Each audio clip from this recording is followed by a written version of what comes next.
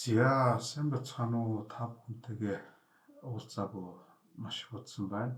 За би энэ удаа та бүхэндээ санхүүгийн тайлангийн загварын модель боловсруулаад уулзч байна. За энэ санхүүгийн тайлангийн модель дээр маань нийт 4 шийтээс бүрдсэн орлого үр дүнгийн тайлан болон санхүү байдлын тайлан буюу баланс шитийг бэлтгэсэн цогц санхүүгийн тайланг та бүхэндээ бэлтгэн хүргүүлж байна. За энэ хүү тайлан болохоор би яг өмнөх бусад бичлэгүүдтэйгээ адилхан хичээл байдлаар оруулсангүй нэгдсэн тайлангаа танилцуулаад за энэ хүү тайлан та бүгдийн үйл ажиллагаанд шаардлагатай байна гэж үзвэл энэ хүү тайланг та бүхэн надтай холбогдоод тодорхой үнэлсийн төлөвлөлт өгч авах боломжтой байгаа шүү.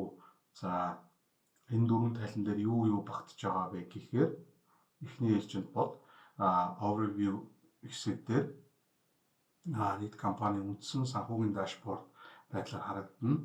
За борлуулалт, борлуулсан бүтээгдэхүүний өртөг, бохир ашиг, бохир ашигын түвшин, цэвэр ашигын түвшин гэх мэтчлэн компанийн гол санхүүгийн үзүүлэлтүүд байна.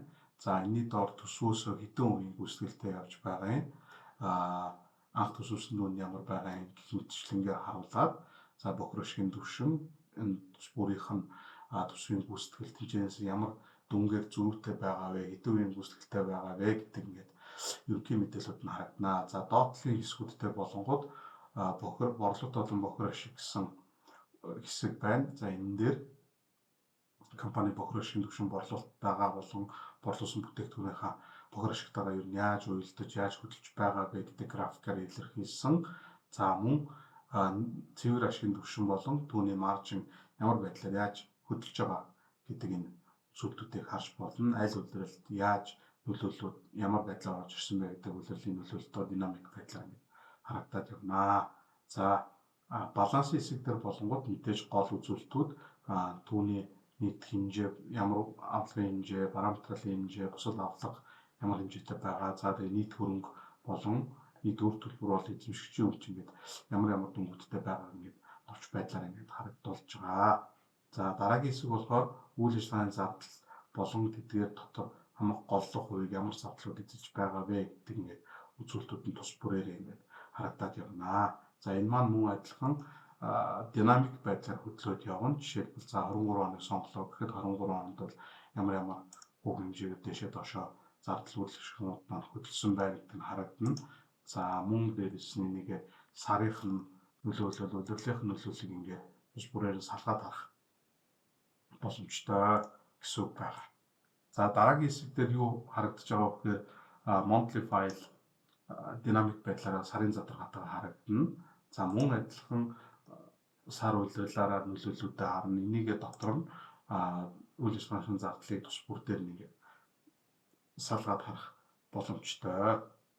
Аль зардал дээр ямар хэмжээний дүн гараад нийт зардлыг бүрдүүлж байгаа вэ гэх мэтчлэнгээр за ингээд борлуулалт, бохир ашиг, цэвэр ашигын түвшин, цэвэр ашиг ингээд сар бүрээр харагдаад явна. Мөн дээрээс нь доор нь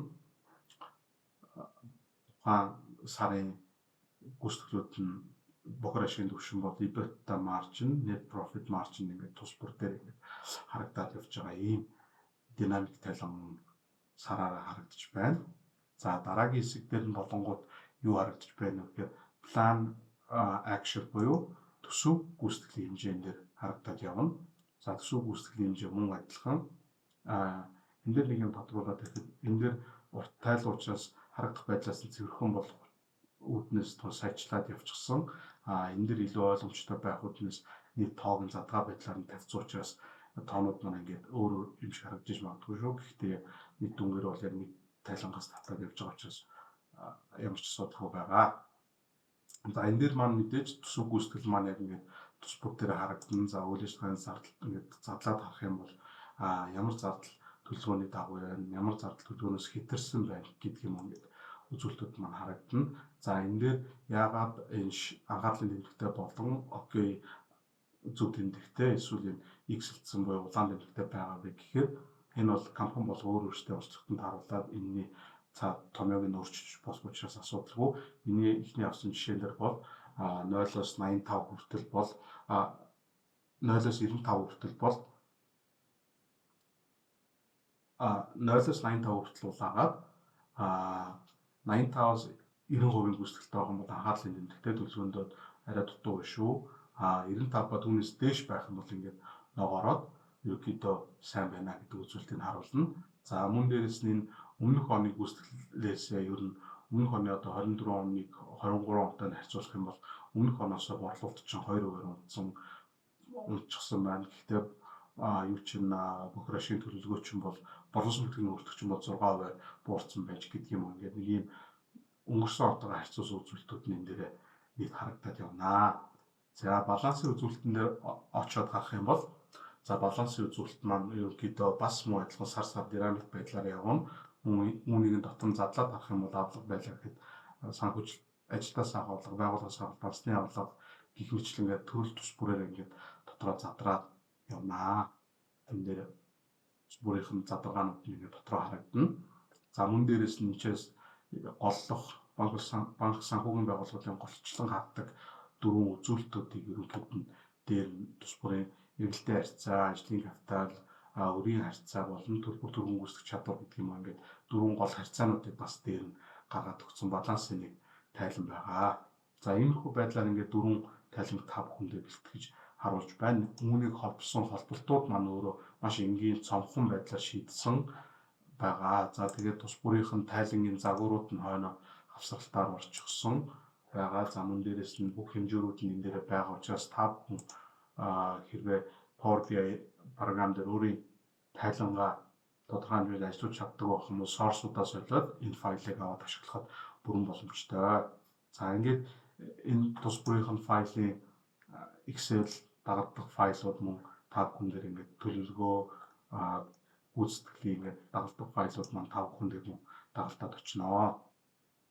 За ингээд төгсгөлд нь ингээд хэлэхэд энэхүү тайлан маань бас тодорхой мэдээж би цаг хугацаа зарцуулаад хийж байгаа учраас энэ дээр нэг тодорхой хэмжээнд төлбөртөөгөр та бүхэн дээр нэг өгөө гэж шийдсэн байгаа. За хэрвээ та зөвхөн орлого үр дүнгийн тайлангийн хэсгийг авахыг хүсэж байвал би энэ дээр бол 150,000 төгрөгийн төлбөр аваад та бүхэнд энэ тайлангийн загварыг шилжүүлээд өгөх боломжтой. За хэрв танд үнэхээр энэ тайлан маань цогцоороо буюу орлого үр дүнгийн тайлан, санхүү байдлын тайлан хоёр хамтаараа хэрэгтэй байгаа үед бол 250,000 төгрөгийн төлөөд энэхүү тайлан авах боломжтой. За нэмэлтээр яг хуу та бүхэн үнэхээр яг Power BI дээр хангалттай энэ тайлангаа холбох боломжгүй байна гэж үзэх юм бол бид нэр дата нь бэлэн байх юм бол энэхүү тайланд холболтыг хийж өгөхөд бол нэг 200,000 орчим төгрөгөөр хийн. Хэрэг үнэхээр дата нь байхгүй, датагийн дахиад энэ тэндээс цуглуулах, хөрвүүлэх ажил байвал дата боловсруулах үйлчилгээ болон холбоот хийх үйлчилгээний тусад нь та бүхэн төлбөрийн төлөөд хийлгэж авах боломжтой байгаа шүү. За та бүхэндээ баярлалаа. За тэгээд комментээр та бүхэн холбогдоод эсвэл миний Facebook хаяг руу ч юм уу Gmail руу шаардлагатай худалдаа авалт хийх хүсэлтэй байвал та бүхэн маань бас холбогдоод авч болно.